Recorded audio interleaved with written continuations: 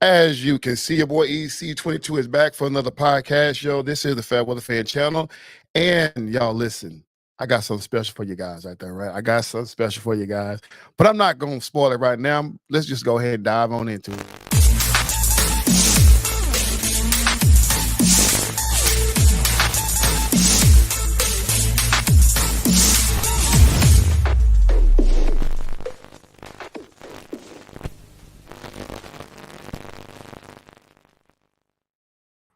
This your boy EC22 of the Fat Weather Fan channel, man. We're in for another podcast. I know I just got off talking about the NFL season, man, and what a drag that was.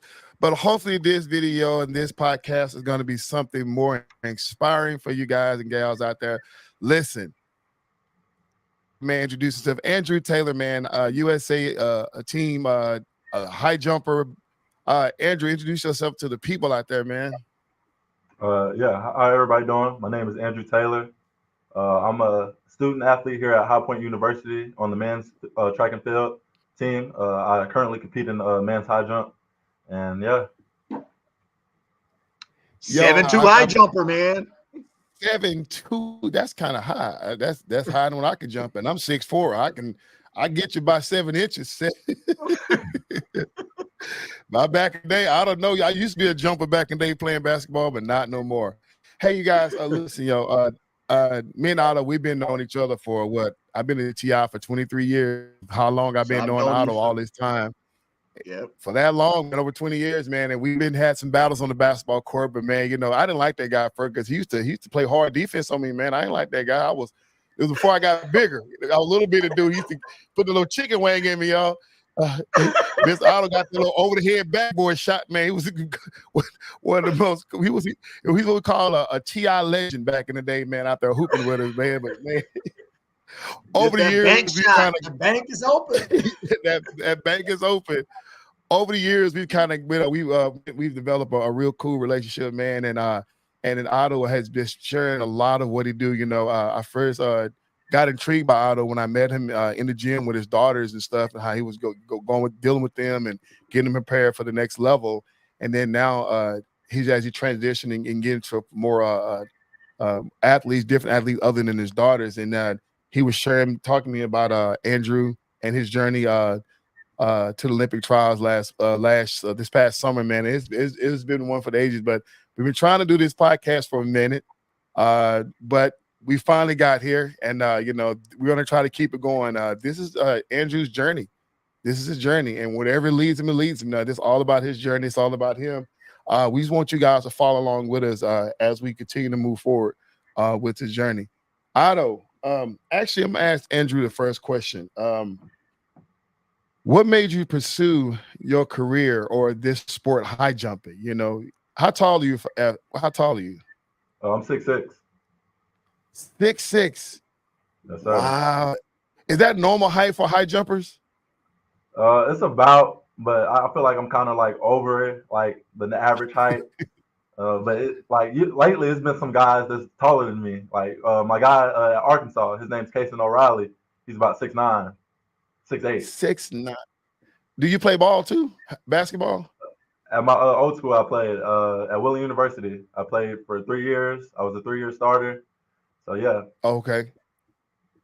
Now you transition to the high jump, man. What made you get into it? Man, I did not want to do high jump at first.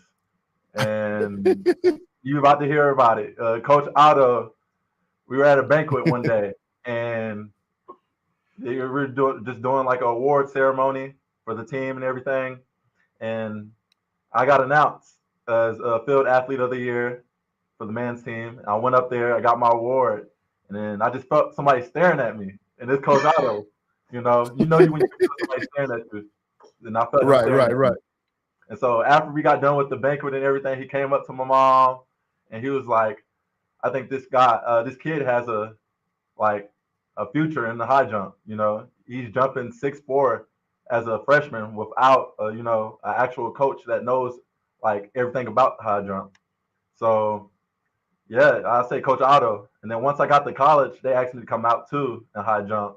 And I did it just for the fun of it, but my teammates was like, you could really take it far, just like Coach Otto was saying. And now we're here. Yeah, the Wow. interesting thing is I've been coaching high jump. I've been coaching high jumpers for about 20 years. I coach my kids. I've got kids that have graduated college. Like I've got a kid that's 34 years old. He's a pilot at American Airlines. He high jumped with me when he was like 12 to about 15 or 16. He went on to another coach. One of the things that I do is I really good fundamentals, right? So if you train with me, basically at the end, you're going to have real good fundamentals. So if you go on to another coach, and then the coach is going to look at you and go, okay, you've got all the fundamentals. So this kid, he trained with me. Then he went on to another coach who had coached the Olympics, coach on the Olympic team. Then he went from there, he went to UT. So he competed as a high jumper at UT at Texas. And I've got a lot of kids now that are grown. I've got another high jumper. I mean, most of these kids, they come out and I train them, and we use a lot of martial arts in our training and stuff like that, a lot of flexibility. So my older daughter had graduated from the high school in 2016, and she went on to college and was very successful in high jumping in college, won 4 conference championships in college. And there was a break. There was like a 2-year break between my older daughter and my younger daughter.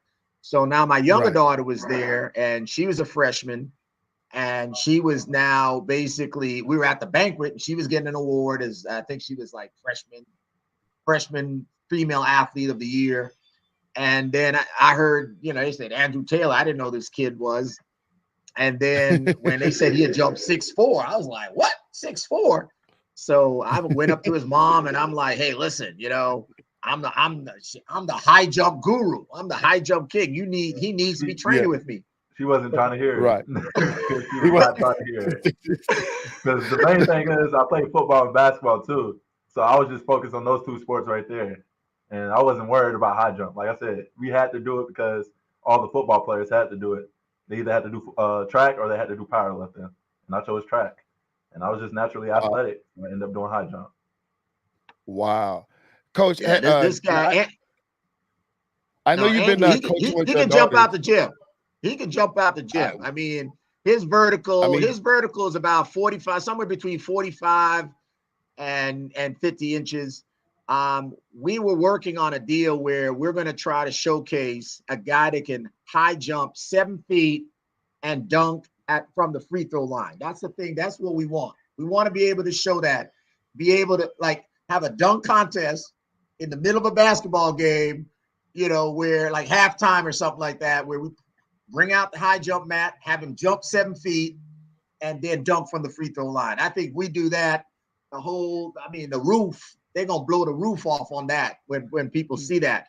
Because it's very rare that you got an athlete at a high level. I mean, this is a young man that played on a basketball team at J.J. Pierce, played with Drew Timme, oh who yeah, Drew Timme's in the NBA, played yeah, against yeah. Tyrese Maxey, who's in the NBA, played against a bunch of guys that are now in the NBA. He went on to play. He played D2 in college because that was the only school that would let him run track and play basketball. And he started for 3 years, and what happened was the first year, he only jumped 6'4". It was a COVID year. He jumped six Yeah. four, and nobody really cared when you jump 6'4". The second year, he jumped 7'1". So then folks were like, "Hey, who's this cat?" Right? And then the second year of college, then the third year of college, he jumped 7'2". And when you jump 7'2", I mean, there's very few Yeah. people on planet Earth that can Yeah. jump Yeah. 7'2", right? I And mean, I'm once he jumps, 6'4", so I'm 6'4", and I'm looking at a cat just jumping over me, and I'm standing straight up, and I just see this guy just like that's pretty impressive. That's pretty impressive. right, But let me right. ask you this, Andrew. Like you said, not wanting to get into a high jump, and obviously, coach wasn't taking no for an answer. Having played basketball at your old school for 3 years as a starter, what was the conditioning and training like for high jump for you? It wasn't too hard of a transition because, like I said, I was a multi-sport athlete in high school, so I was well in shape, well fitted. So, but I mean, I say in track we did a lot more running for sure. I'll be running 400s. I'll be doing 110 hurdles. I just it was a lot, and I'll say it was the transition was easy, but it was a lot more work. Tell them about Right. the 400 repeat, the 450 repeats that you. So over the summer, we do this thing where we do 400 repeats and 450 repeats. So we run four Oh, 800s and then we run eight 450s. And so we did that over the summer. And we stay in Texas where it's hot. It feels like we're in the desert. And man, be ready to pass out. That's a tough workout right there. Right. and all that just to start jumping. Yeah, you gotta be in shape. And then I'm also a basketball player, so when I'm out there, I want guys trying to tug at my jersey, trying to rip my jersey off. That I'm trying to tire them out. Right. So last last year you get a chance to go to Costa Rica to compete. Oregon at first, you didn't get a chance to go to Costa Rica. Um, just getting prepared for that. I know there was a lot. We'll talk about all the things that happened along on the way on that journey, but as you're getting prepared for this meet, obviously this is a big meet. It's something that you really, really want to do well in. How do you prepare for it to compete as a high jumper, going over there to compete with some of the best in the world? Man, it's a lot. It takes dedication. I say that for sure. Um, first you have to be mentally and physically in shape. Especially on the mental aspect because high jump that's it's really a mental event. It's you versus the bar, nobody else, just you versus the bar. Mhm. So first Right. you have to have the mental for it. But man, it takes a lot of hours, a lot of dedication, like I said, but also just eating right. Coach Otto made sure I ate right, made sure I was getting the right treatment during cryo. Dry needling. Yeah. You just making sure it's a lot that goes into it. So I just say a lot of dedication, a lot of just practicing, repetition, just going over the technique for jumping, going over your approach for jumping. But most of it is just mental, just going over the mental aspect of it. Right. Hey, coach. Yeah. You and I, we've talked often, but the journey last summer, you know, Yeah. explain us the journey of Oregon and then going to Costa Rica. Explain us what happened during this journey. Yeah. So the thing is, the way you qualify for the U.S. trials, the U.S. national team trials, is you've got to hit a certain mark, right? And so in Andrew's case, he had hit that mark at the D2 Nationals, and and that mark allowed him, the 7.2 mark allowed him to qualify for the trials. But it's not an automatic trial. So with the way the Team USA works, it is that if you meet a minimum standard like 7.5 is the automatic number. If you don't meet 7.5, they'll basically go down and take the top 16. And so we didn't qualify until the very last weekend. I mean, the cutoff was Sunday at midnight. And a Mm. Sunday at midnight, Andrew and I are sitting around waiting. And then finally it's set that said, okay, they're taking the top 16 people. He's in the top 16, right? They actually took 18 people because there's a bunch of people, there's a bunch of ties. And that's the other thing. You could be number one, and on the last weekend, 15 people jump higher than you. And Wow, now wow. you like number 15 and you holding on, hoping that you can tie break with some people and they can take, so on that deal, the last weekend, they ended up taking the top 16, but with tie breaks, they end up picking them 18 people. So we win that 18. So at that point, now we're like, oh, now, because we thought we were going to drive, but then we looked at the math. It was 30 hours to drive from Dallas to Oregon. Yes, If yes. you in a car and you sitting around in a car for 30 hours, forget about trying to high jump, right? Your legs gonna be Especially at dead. 6'6". Especially at 6'6". Yeah, exactly, Yeah, exactly. it's rough. So we had to buy. We flew out. I think we flew out the Wednesday. We bought the tickets the Tuesday night, and we were last minute trying to figure out, this hotels, and it's the U.S. trial. So you're talking about we couldn't even fly to Eugene, Oregon. It was $1,400 to fly from Dallas nonstop to Eugene, Oregon. We had to fly from Dallas, Salt Lake City, Utah. Interesting thing, when we're in Salt Lake City, we were in the Delta American Express Lounge, and we ran into Colin Cowherd, right? Yeah. And so Colin he was chopping it up with some other folks. And I said, hey, Colin, come over here, man. Come, you got to meet the 7'2" high jumper, future Olympian. Yeah. So that was cool. And then we flew on to where we fly to? Not Eugene. We went to Portland, Oregon. Mm-hmm. Then we had to rent a car from Portland, drive down to Eugene. And like I said, you had some cats that had qualified early on in the year, and some of the college teams they had their hotel reservations a year in advance. So we get to Eugene, these guys want $600-700 a night, and so here we are. We qualified on the last weekend. We get to Eugene, and we're like trying to figure out, okay, where we're gonna stay. So we had all this disruption, because typically when you go into a big meet like this, you want to be mentally, like Andrew said, high jump is extremely mental, because the way high jump works is you get a height. Everyone has that height. Everyone has 3 jumps.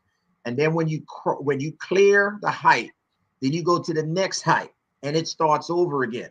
And the thing with high jump, you could be in last place on the height before and get to the next height and go from last place to first. That actually happened to my daughter in college. She, in her very last meet, she was in last place, and they said, okay, you in last place, you about out, you go first, you jump first. She jumped, cleared it, and won. And the other girls, they looked around, they just melted down and started crying. So I would have cried too.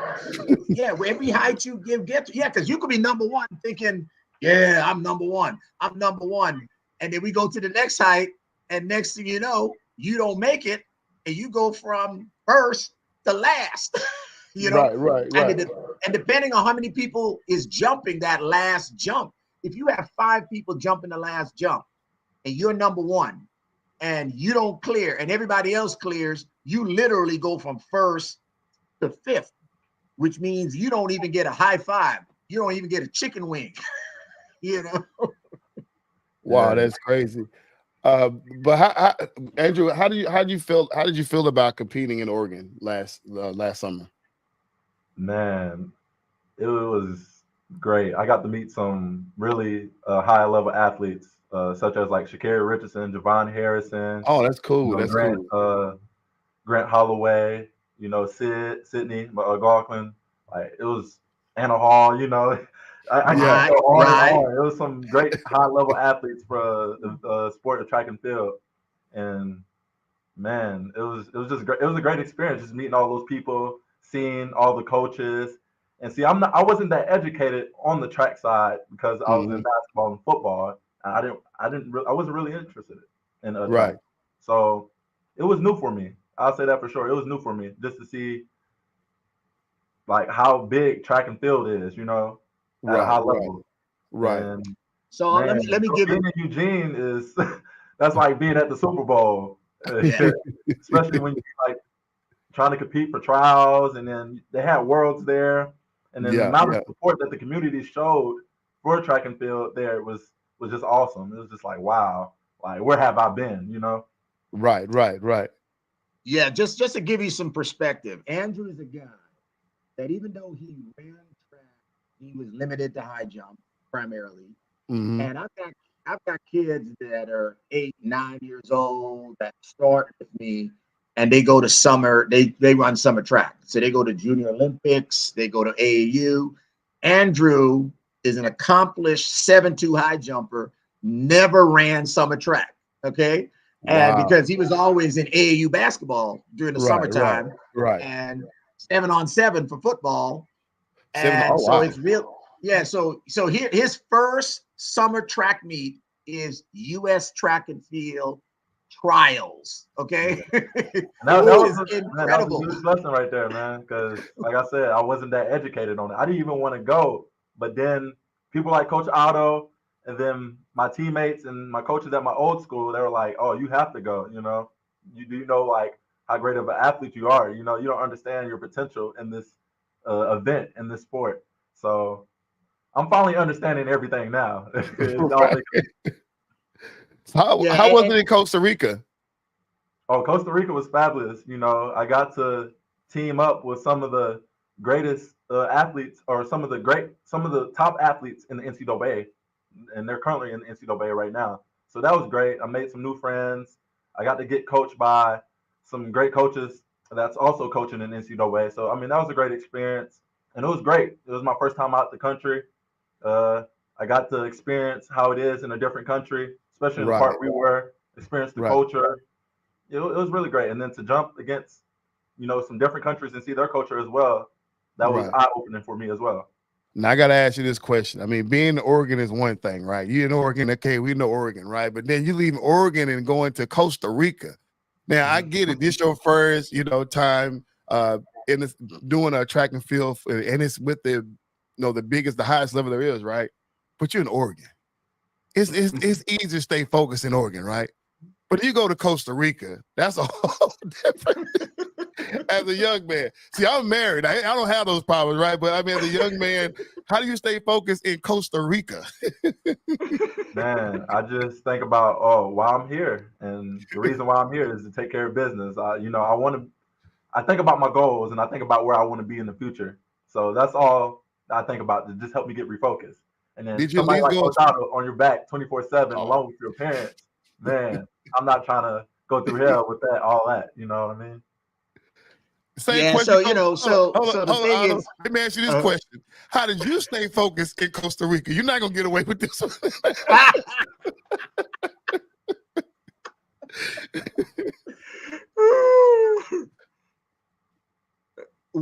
so You don't even know how to answer it. Oh, so I'll say this, right? Remember, when you're in Costa Rica on the U.S. national team, right? They actually travel with security, so they've got some old school security dudes. In fact, when I met this one brother, I was like, I didn't really know so the team got there ahead of me, so they got down there like 2 or 3 days before I got there, and then I was staying at a different hotel. So I Yeah, came in, I didn't get into like 1 o'clock in the morning, so I didn't see them till the morning. And so, but they travel. There's a Team USA has, they've got security, and they've got 2 or 3 guys, and then they've got folks on the bus, they got folks back in the hotel. And the other thing is that everyone that's there is serious. I mean, because it's like, everybody's, because the team that he made was the U23 team. All right. Now, okay. on that team is everyone under 23. There were 2 high schoolers on that team. So you think about it, if you're in high school, you 17, and you made, because Mhm. there's 2 other teams. There's a U20 team and there's a U23 team. So if you're in high school and you make the U23 team, that means you're better than everybody that's U20, under 20. Wow. yeah. Right. And you're now on a team with everybody's in college, because there's only 2 high schoolers that made that to US on the US side. Now on the championship that we ran, that was the North American, South American, not South American, North, Central, and Caribbean. So North American, Central American, and Caribbean. So for instance, the Jamaican Team Jamaica was there. So wherever Team Jamaica is, there's gonna be. They bring out like the top NCAA high jumper the last 2 years. He's from Jamaica, Romaine and I'm Bedford. talking about confidence, very confident. I mean, this dude walks in, hey, what's up? Tell me the story real quick. Yeah. Yeah, so Coach Otto comes in and he has all these new spikes for me to like try out and try on and everything. And Romaine Bedford, which is a 2-time national champ from the Yeah. indoor outdoor from this previous season, comes in and he was like, "Oh, y'all got some spikes for me." That's how confident he is. Like I'm just like, what? Wow. Wow. To me, that's disrespect. So I'm just like, man, ain't no way he just said that. Yeah, he coming up to another coach and going, "Hey, you got spikes for me?" I'm like, Yeah. That's hilarious. That's hilarious. Oh man. So Otto, we talked Mhm. briefly, your plans. You got a lot of plans not only for Andrew, but as well as other Olympic athletes as well. What's kind of ideas you're throwing around out there? So one of the things I'm looking at is starting a foundation and then building a high level team. So for instance, most people are familiar with track and field remember during the 80s, you had the Santa Monica Track Club, which is based out in California. That's the team that, when Carl Lewis and Leroy Burrell and a lot of those guys, when they got out of college, that's the team they ran for. And that's something that I'm looking at doing, because it's very expensive to train. It's very expensive to eat. It's very expensive to have recovery. Like Andrew mentioned, going out and getting cryo treatment, getting Normatec, getting oxygen chamber treatment. A lot of these things is what's necessary to stay on the cutting edge. And so last year, like I said, we made the trials on the last weekend, and then we had to juggle and put some stuff together. And then even when we went to Oregon, we really didn't, it was kind of, everything was new and everything was fresh and trying to figure out how things are going to work. And Andrew competed. He was one of 20 high jumpers. I can't remember. I think of the 20, I believe 10 were professionals, right? So in fact, the number one high jumper at that meet is now the number one high jumper in the world, right? Yeah. So Javon Harrison, he's a high jumper and a long jumper. He actually competed in high jump and long jump in his first Olympics. And then I think he only did high jump the second Olympics. So he's been to 2 Olympics. And so he's the number one high jumper in the world. He's jumping 7.7. So, but those guys are professionals. So they've got, a contract, they've got training, they've got meds, they've, medical, they've got doctors, they've got now one of the things now when you get there, because you are a qualified athlete, you have access to the training tent, right? But prior to that and leading up to that, the key is to try to stay healthy. So one of the things that I'm looking at is if I can start this foundation, then I can secure some funding from, let's say, for instance, airline funding. If I go to like American Airlines or Southwest Airlines or Delta or whatever, we can get some in-kind donations for tickets to travel, right? Then also maybe, obviously apparel is going to be important because, when you're a top tier athlete, you go through shoes. Your shoes is only good for like maybe, especially the way my training program, your shoes are probably good for a week. All right. Yeah, he don't play. I'm telling you. First workout I went to, I'm like, I'm not coming back. Straight up. I told him that. I was like, hey man. And he didn't see me for a couple weeks either. Yeah, my training program is like I said, I incorporate a lot of martial arts in it. And it gives you a lot of flexibility. So there's a lot of hip flexibility, a lot of kicks. I mean, I get kids who'll come out and they go, "Hey, what is this, like mixed martial arts? Is this UFC fighting?" Right. And we spend a lot of time going in and grinding and getting your body, because your core, which is basically chest to your knees, your nipple to your knees, the core, we got to work the core and we got to work on flexibility. And a lot of athletes, Andrew's a big time athlete. And, first time I said, hey, we're going to do 450 repeats. Well, first I said 400 repeats. He kind of looked at me like, 400 repeats. I said, yeah, we're going to, depending on how fast you run, you'll get 3 to 5 minute rest. The faster you run. I'm a basketball player. I'm like, I'm not trying to hear nothing about no running, Hey, Andrew. Now I've seen Coach Charlton. Like I told you, I was trying to give the PG version when I saw him training with his daughters. But I'm gonna go ahead and tell you what I was really thinking. I said, this man gonna ran his daughters off. Yeah. Yeah. Hey, when he's explaining all them kicks and stuff, I'm like, dang, like we out here training like hard, like are we training for a karate match or something? I'm like, what? But hey, it's all worth it. I can say that now. It's all worth it. Like my flexibility has improved, my conditioning has improved, and I wouldn't be the athlete I am today without all that training. Now here's a question we have.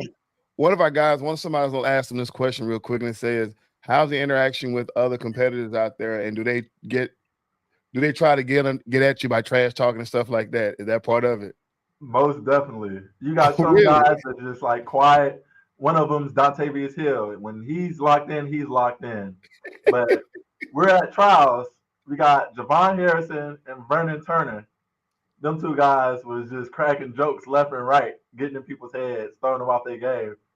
And then, most definitely, when you got guys talking to you, to answer the question, when you got guys just talking to you, they're trying to get you out your game. They're trying to get you out your game. So you just have to be like, nod your head, be like, yes, no, and just go on about your business. Or just where you're isolated by yourself. And lay down. The best thing, like I tell my high jumpers, even high jumpers in high school, I tell them, I said, listen, get you some headphones and just zone out, because sometimes guys gonna tag team you. You know, one guy's gonna come and talk to you about something, and then he's just trying to mess you up so his buddy can get. Oh wow! It's like that. It's like I'm gonna assist it over to you. I'm gonna get them ready, then I'm gonna throw it over there to you. Wow, that is crazy. Hey, what are the biggest challenges you faced on this journey? Since I know it's been kind of going fast, but what are the biggest challenges you probably faced? Man, it's been a road. It's been a road. So well, you could talk about when we were in Oregon. Tell them you can tell them about that. Oregon, I didn't have my passport. And wow, like I said, that's on your way to Costa Rica, right? Mm-hmm. It was going to be my first time going out the country. The thing is, I got my passport. Like I had ordered it already, but it was delayed. And the reason why it was delayed, it was because it was in New Hampshire. Wow. And I'm like, why is it in New Hampshire? It's supposed to go to Houston, right? Like, that's on the other side of the damn country. Yeah. Yeah. But yeah, I didn't have my passport. So man, that night, man, I just that was a big challenge for me at that time, because I went about it and I pouted about it. You know what I mean? I didn't know what to do, because this was like one of the biggest moments of my life. Right. And I had the opportunity to compete for Team USA, and I didn't have my passport, so I wasn't going to be able to do it. But hey, like I said, thanks to Coach Otto. Coach Otto always comes through. Hey, we got through it, and now we're here. I made the team, and now we're here. Yeah, the interesting thing is Andrew had never had a passport before, and this is kind of a testament, in during coaching and mentoring. So I'm more than a coach. It's coaching, mentorship. And, a lot of times kids will think, well, I'm smart. I know what I'm doing. And then, what I was telling him, I said, before he left with the passport application, we're supposed to get the passport done in Dallas. He was like, no, I'm gonna wait till I go back to West Virginia. And I'm like, dude, West Virginia, like, do they even have passports in West Virginia? So, and the thing is, whenever you're getting your first passport, it's best if you get the passport in the state that you've lived in, right? Because then the passport, like for instance, if he had done the application in Dallas, it would have gone to the passport office in Houston, which is the passport office for this area. But because he filed the passport application in West Virginia, the default is New Hampshire. And New Hampshire, they get like 400,000 passport applications a month. So right? And that somewhere. Yeah, it's just sitting on a desk somewhere trying to figure out. Because when they look at it, they're going to go, okay, here's a guy that's from lives in Texas, he was born in South Carolina, blah, blah, blah. They're looking at, and the thing is, when you're getting your first passport, you've got to have your long form birth certificate. So if you have the short form birth certificate that just says, yeah, your name's John Doe, you were born, you're not getting a passport, right? It's going to take forever. You've got to have a passport that has, the county, the city, the time, the mom, the dad, and all that kind of stuff. So you hear people talk about birth certificate and stuff like that. I mean, I've had a passport since I was 7 or 8 years old, right? I've traveled overseas all over. And so when I was trying to tell him, he was like, no, coach, I got this. And then, and the thing is, I can understand. He's not thinking he's going to really need a passport, because even when we went to Oregon, what we thought was, he had to finish top 3 overall. And, he's going up against guys that got mortgages. They're not just going to say, hey, man, take my spot. Right. They got car payments, they're paying their mama's, mortgage. They're paying their mama's car note. They're not going to say, hey, Andrew, you're 21. We heard you want to make it. Take my spot. We'll just lay down and let you take our spot. No. Right. So what happened was during the competition, and the coach that was coaching. Because the thing is, even though I'm as coach, I'm not on the field. The private coaches are in the coaching box. And so I'm communicating. And then you have the coaches that are on the field, and they're also trying to figure out, okay, who's the next up and coming guy? The professional guys all have their coaches, they're professional people. But then the coaches are trying to figure out, okay, here's a U23 guy. If we can get this guy can track on and be the next guy coming up. Because it's real hard to get there, and it's real hard to maintain, because of injury and a lot of other things. So he finished top 10 overall, but he finished top 3 in the U23. Okay. Interestingly enough, number 1 and number 3 didn't have a passport. The number 2 guy had his passport. So when we went back to the host hotel, and you give him your name, hey, I finished number 3. The first question is, you got a passport? No. All right, step aside. Wow. The thing is, they showed us everything in that room. And I'm right here walking past, like I said, Grant Holloway, Javon Harrison, some top athletes. Right. And they're like, oh, what's up? You know what I mean? And then you made it. You get kicked out the room. It's like, wow. Like you watch everything just go by you that quick. Yeah. Hey, so go ahead, Otto. Yeah, so then what we had to do, we had to pull some strings. We called the passport office, like he said. He had a passport application that was filed. However, the passport application was in New Hampshire. We called the passport office the next day. We were on the phone for like 4 hours just talking. The lady was like, hey, I could get you an appointment in Hawaii. We can get you an appointment in DC. I'm like, what? And then finally she said, listen, there's an office in Seattle. You guys are close, but they don't have any appointments for the next 6 months. And so we basically said, hey, we're going to Seattle. And so we had to push back our ticket. We had to push back the rent-a-car, and we drove to Seattle. I'm driving. Andrew's over there sleeping.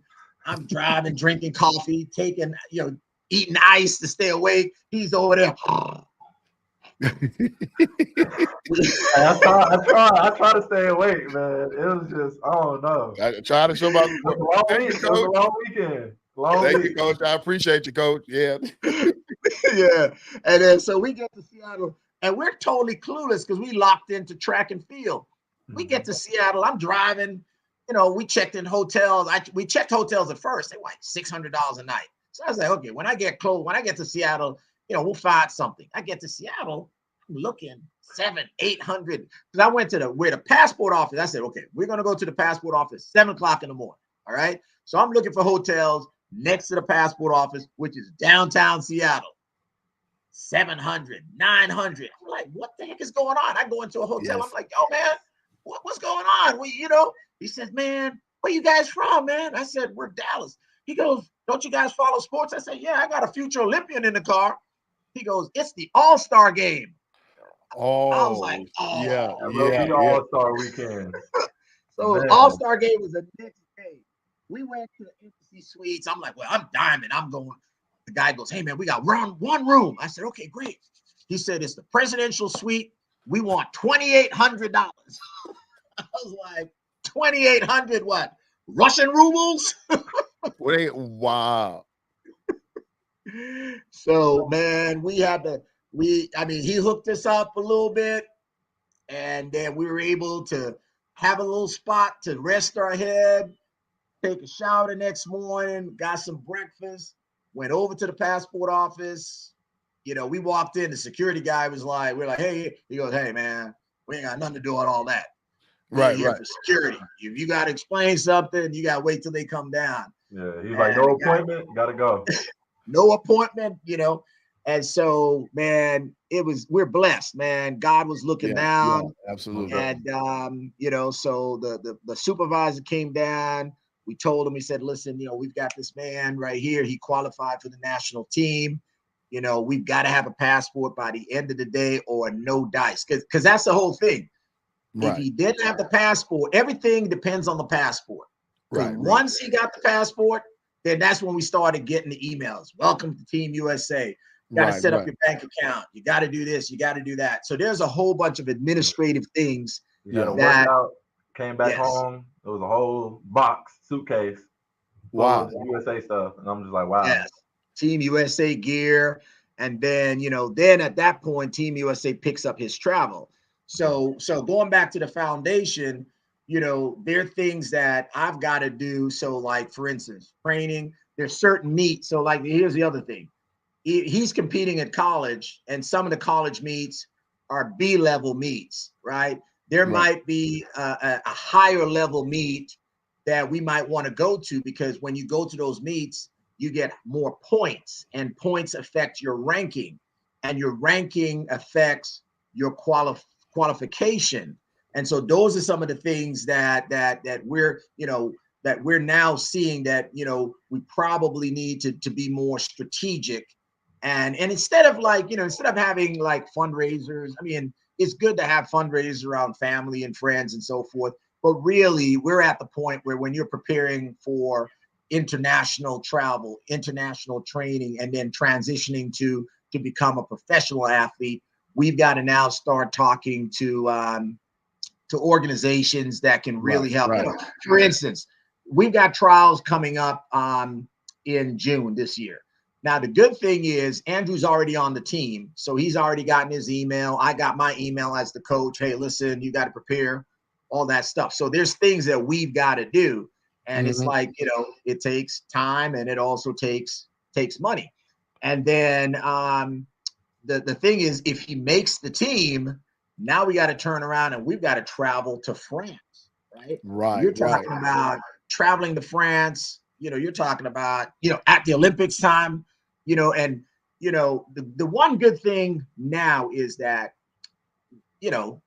being God providing, right? God willing, he will qualify early. I mean, assuming he's ranked right now, he's ranked 9th in the US.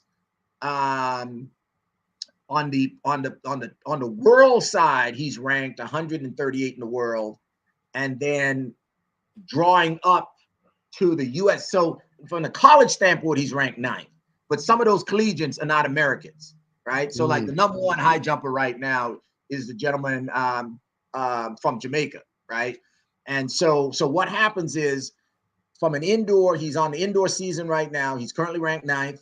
After that, they'll have indoor nationals. Then they're rolled into outdoors, and it starts over again. And our goal is to chip away and get a higher ranking.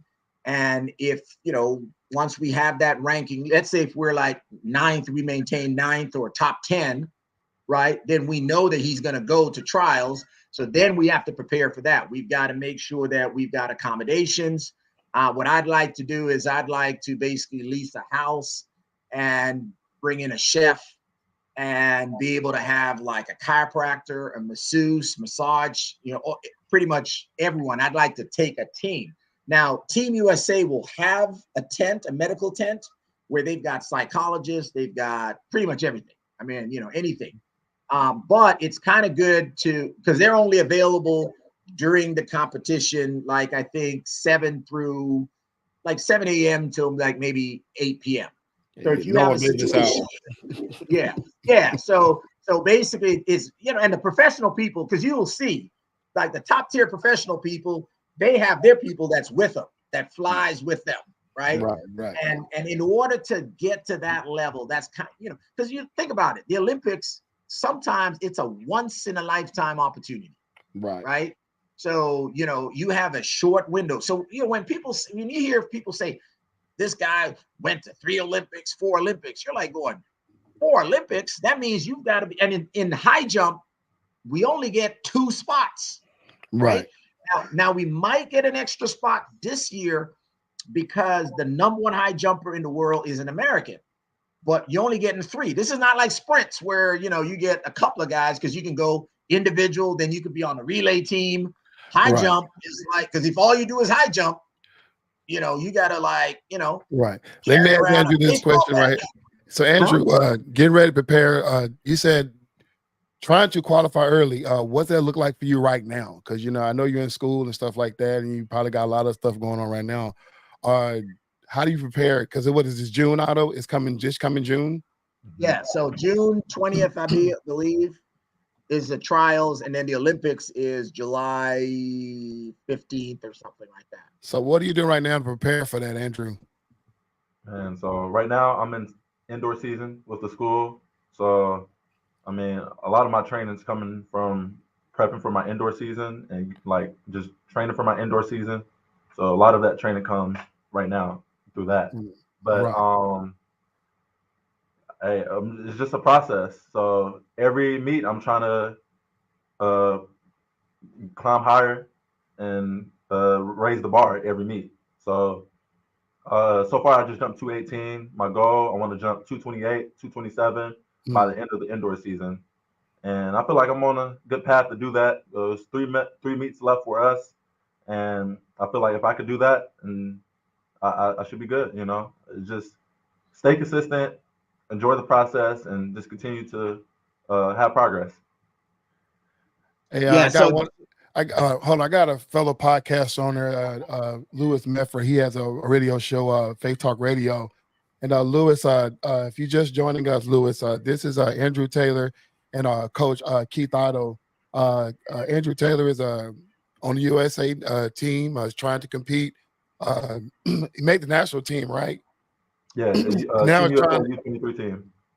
Right now, he's getting ready trying to compete for France. Hey, Lou, is there any question you got to ask the young man while you're on here? If you're still watching, if you want to ask any questions, but go ahead, Keith. What you about to say, Mr. Otto? Oh, I was just saying that during the indoor season, kind of like what Andrew is saying, the higher he jumps, right now he's ranked 9th overall of all the college athletes, right? And so every time he goes up, like right now he's jumping 7.2. The next step is to try to get to 7.3. The next step is, 3.5, 7.3.5, 7.4, 7.5. And basically what happens is your ranking for qualifying depends on a look back period going back as much as 18 months. And what they're looking for is consistency, right? Consistency, and then your win-loss record. So if you win, because the assumption is, right, if you win, you might just say, okay, you know what, I'm done, right? So even though you're not continuing to go up, but if you show that every time you meet some competitors, you beat them all, then the assumption is that because you don't want to blow out your body, right? It's kind of like trying to do 3 consecutive dunks from the free throw line. Once you hit that one, you're like, okay, all right, I'm done. Or if you miss it, you go, hey, maybe I tweak my knee or my ankle, you're gonna shut it down, right? So the win-loss record is important. And so what'll happen is after the indoor season ends with the indoor nationals, then it starts over with the outdoor season. And your numbers kind of carry over towards going to qualifying because, like, for instance, anybody that jumps 7.5 automatically meets the minimum standards for the Olympic trials, right? You don't have to worry about, because if you hit 7.5, you might end up be ranked, let's say, top 10 overall. If you let's say if you hit 7.2, like he did last year, you're probably going to be in the 16. Because remember, they're only taking the top 16, and they'll allow up to, I think they allow up to 20 with all the tie breaks, right? But it's top 16, right? So let's say, so last year 7.2 was in the top 16. So we know in order to guarantee your spot, you want to be 7.2 or greater. So right now he's at 7.2, and we're just trying to inch up. But here's the thing. Another thing that's unique in Andrew's situation, because he also played basketball, he has never competed indoor. So he never had any indoor marks. And typically he's never jumped this high this early in the season. Because last year when he jumped 7.2, he jumped that in May. And now he jumped 7.2 in January. And the thing is, when you jump 7.2 indoor in January, early in the season, that equates to probably, it equates to probably 7.5, on the outdoor. Because you're gonna be able to jump higher outside when it's hot. Because when he jumped 7.2, I mean, he was indoor, air conditioned, climate controlled. and it's cold outside, Right, right? right. Versus because even when you said when you went to Carolina, they had you guys warming up outside, right? Yeah, so the way it was set up is we had the track inside, but then we had the indoor football facility, and that's where we were at, and we had to warm up in there. But then they end up letting us warm up in the indoor facility, though. Yeah. Well, But I we don't still know. had to I mean, transition from another building, come outside, and then go to the other building. that's crazy because in basketball, I felt like I jumped higher indoors. I ain't like playing on outdoor cold, but I guess it's different when you're on on that track and field versus that old hard cement trying to jump off Yeah. that. But I feel like that's kind of advantage for me too, is because I'm used to playing basketball inside, you Right, know, right, and I'm jumping inside for indoor. It might not be the same. I'm jumping on hardwood versus right. the track, but I am used to jumping inside, dunking on people, inside. So I And the mean, I'm fact still adapting to it though. And I guess the fact that you coming down on a mat just versus coming down on that track, we need the softness of the hardwood trying to instead of dunking outdoors. I guess the coming down is the most important thing. But we don't want to give all the jewels away. We're gonna transition. Uh, well, that's really all I have for this segment. So next time we meet, we want to dive more and more into the psyche, right, of what it takes to do this right now. And I know Otto, you got a lot on your plate. You have a lot on your plate, and Andrew, you as well. I mean, but your job is to compete, right? You want to keep you focused in on just doing that, make the main thing the main thing. But Otto, you got a lot of layers. You got a lot of stuff going on, and we really want to dive into that because there may be some other coaches. Because you and I, we talked about this, right? We talked about the ideal of, you know, you saw Andrew, you know what I'm saying, completely not minding your own business, but you saw Andrew and you took a chance. You saw something, you heard something, and you say, you know what? No, where would he be right now had you not took a chance? And there are a lot of young athletes out there people who don't take a chance on. I just want to give you your flowers right now for taking a chance on Otto. And hopefully we can inspire other coaches out there or individuals out there who have the same passion to be vigilant to what's around them, right? Because you just never know, right? Because we see what Right. other coaches are doing, right? we Right. we we know we're the best athletes in the world. I'm saying that, you know what I'm saying, respectfully, but also with cockiness, right? We have the best athletes in the world in our community. They just don't get the end. They don't get the opportunities, you know what I'm saying, that they should. So we want to dive into them more the next time we meet. But y'all Okay. stay tuned for the next show, man. For those who've been watching, this has been the Fair Weather Fan Podcast.